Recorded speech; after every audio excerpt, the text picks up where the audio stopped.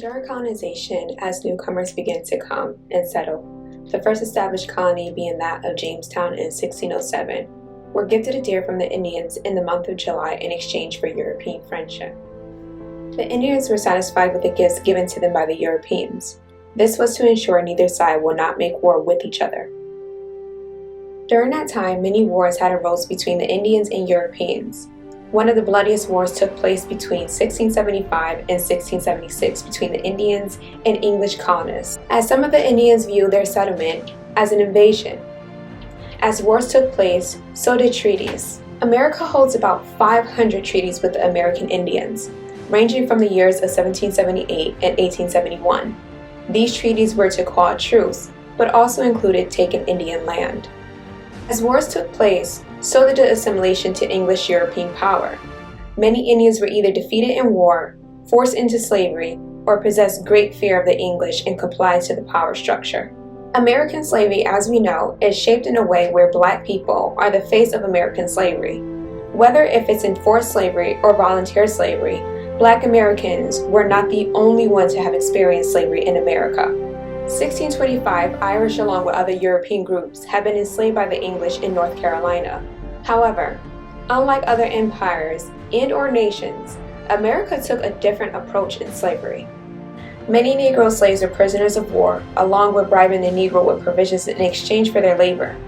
Negro American labor was seen of value as some parts of America, like Florida, was unable to be inhabited by whites, as they were unable to successfully grow crops. American Negroes thrived in these parts. The Civil War that took place from 1861 to 1865, with the attack on Fort Sumter by the Confederates being the start of the Civil War. Jefferson Davis, President of the Confederate States at the time and Democrat, defended slavery, stating true Christians were slave owners. Many Europeans who defended slavery believed because they brought civilization and cultivation to America, they had the right to own slaves, especially Indian slaves. Davis also viewed slavery as a benefit to slaves, as they were provided for while living on the plantation. The year of 1863, the same year of emancipation of slaves in Confederate states, many Indians joined the military, which was viewed as a form of an education in which they were provided for, giving them opportunities to earn a better living. After the Civil War and emancipation came Reconstruction from 1865 to 1877. The South had been deprived from the Civil War, and the abolishment of slavery had taken a toll on the states. Life in the South had become very hard to maintain, as the South had relied on slave labor. With the increase of hungerness and homelessness, this left the North and the South at odds with each other. Many Blacks held office as senators and House representatives, such as Hiram Revels, who during this time supported legislating Blacks and whites who were freshly out of slavery with the opportunity to read and write. Despite the given opportunity for former slaves, plantation owners had no workers, slaves had no place to go, while some slaves stayed on the plantation. Some were not notified of the emancipation of slaves, and others went off to the military for opportunity. Former slaves, Black and white, scattered up north searching for work. Conditions for what they called the bottoms usually lived on a $1 to $2 a day income.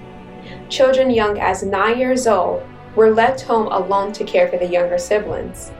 As mothers and or parents left miles away to work agriculture work, they had a hard time affording rent, living in places that were infested with rats, slept in woods, and made do with what they had. It was a struggle for both whites and Black. Slavery went from owning someone to renting someone. While living on plantations provided food, shelter, among other things, the emancipation of slaves forced slaves to search for work if they chose not to stay on their former plantation, making life essentially harder for them, as many Blacks and whites during this time had from 1 to 19 children to care for. Most, if not all, American history deals with class, not race. Because of the lies we were told as Americans, there is a major divide in our nation because of the lies. This caused a strain on this nation. I will not deny there have been some racist isolated instances.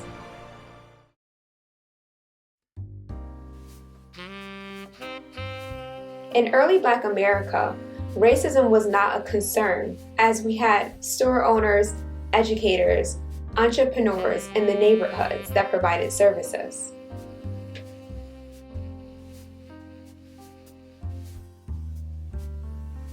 During election, as a lot of violence had taken place at voting ballots between whites and blacks, it was argued that because blacks were insufficient in literacy, the South had become worse.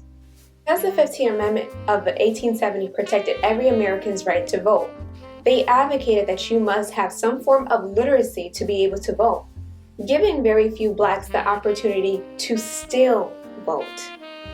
The Civil Rights Movement had undone that requirement, essentially allowing people without a basic education the right to vote. This era caused a major shift in the mindsets of blacks. With the privilege to learn from historians like Chad Jackson, who has done phenomenal precise research on this era, in the words of Mr. Jackson, blacks went from a trying group of people to a begging group of people.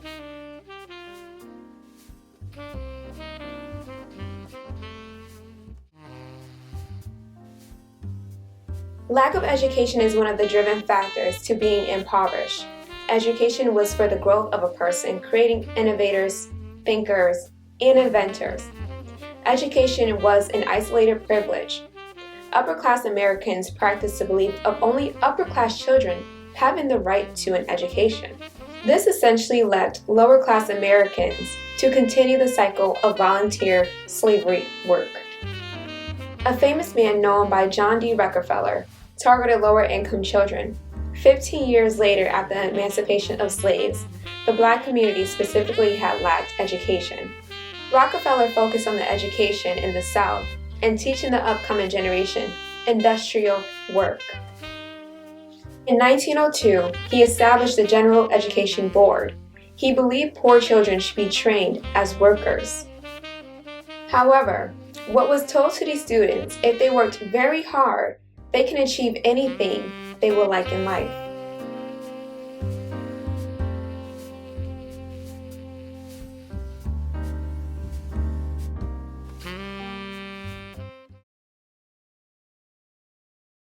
It is the American struggle. It is not just the black struggle. It is not just the white struggle. It is the American lower class struggle. Now you are heading to part 2, and this is going to be about the last battleground.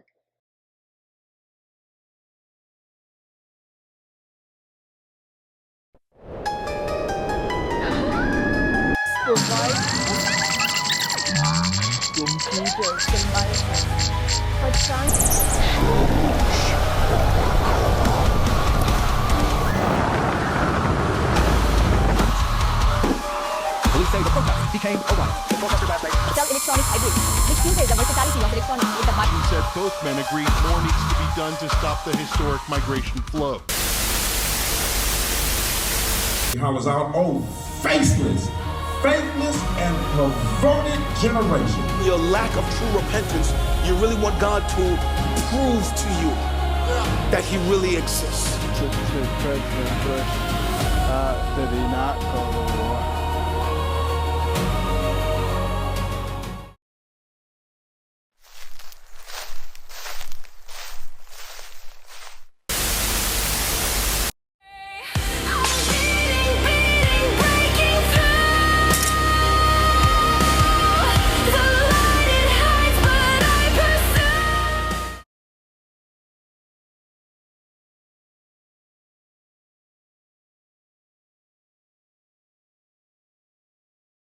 There's always a greater agenda. Everything leads back to biblical prophecy. As our nation begins to divide, the divide should be no other than good versus evil. The last battleground is man versus machine. As mankind has reached its peak of intelligence, there is a new approach on attack of mankind from those who worship Lucifer as their god. The end goal is to collect as many souls. The advancement of technology will be the downfall of mankind, as something you are not prepared for is to come. The Jeffrey Epstein files were more than sex trafficking. It was experiments conducted on Americans, from clones and the extraction of consciousness. You are not your brain. Your brain is you. The brain holds billions of neurotransmitters that require energy for neurons to communicate with each other for the function of our body. We are energy, both physically and spiritually. The brain is the soul in physical form. It holds your memory, thoughts, responsible for everything that makes you you. As early as the 1700s, Roman Catholic René Descartes, among other scientists, have been trying to figure out where this consciousness comes from. Scouting the perfect victims included attacking your vulnerabilities. We've seen a large mass of people fall under pressure during COVID in 2020. We've seen people use AI to create live photos of their deceased loved ones. Fake accounts presenting as real people, in addition to, but not limited of being unable to delete social media accounts that have enough information to quote-unquote clone you. Mass manipulation will be more apparent than ever. Most will fall victim. Many people have the mindset of trusting the experts, but if the experts have been responsible for the nation's ills, are we really to trust the experts? Medical brain chip will be marketed as a cure. Those who suffer from a disruption in the brain waves will be the perfect victim, as they will be desperate to gain a life they will never get back. There has been 21 patients who have been reported to already have a brain chip installed.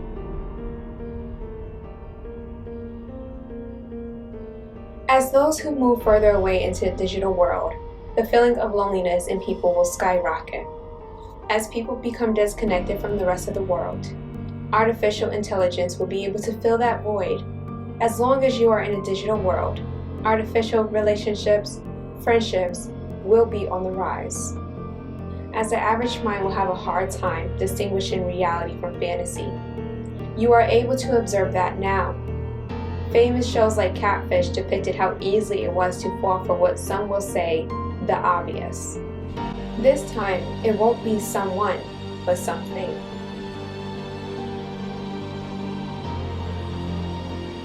Video games linked with drugs can keep those who have no desire to achieve anything outside the virtual world in a loophole of addiction, as both produces a great deal of dopamine.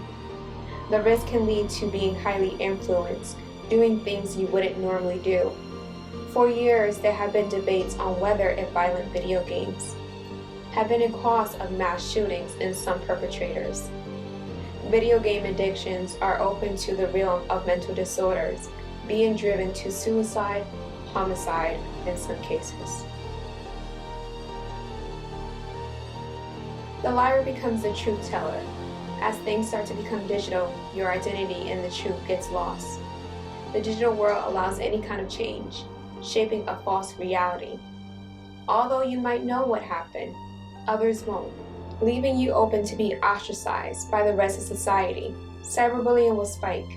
This would be detrimental to those who want to gain justice or speak out against injustices. The digital world will harbor soulless beings who have no regards to anybody, including themselves. The desperation to want a loved one back was seen with the trend of AI creating live photos of deceased loved ones. Emotions are the driven factor for a lot of our choices, even if it makes no sense at all. When people do not properly grieve over a lost one, desperation to reconnect will be the leading cause, as said individual connecting with the dead through artificial intelligence. You would not be connected with the soul of a loved one, but something dark. Many tactics will be used to collect your souls. Every device will collect enough information to influence and control what you see, what you do, and become you. The extraction of energy through digital manipulation, neurotransmitters in your brain by chips, sounds, and/or sight can cause an overflow or underflow of messages transported from neurons to neurons. Any spikes of messages or not enough communication in the brain can be seen in those who have depression, hyperactivity, and other mental disorders. It is believed because neurotransmitters hold a lot of energy to power up your body. Consciousness is the energy being powered by neurotransmitters. Without purpose, energy is stagnant. Energy needs a purpose. With no purpose, There is no consciousness. Consciousness is beyond physicality. It is the ability to see the world and the truth for what it is, not what you want it to be or what you fail to understand. Consciousness comes from the Most High, Yahweh.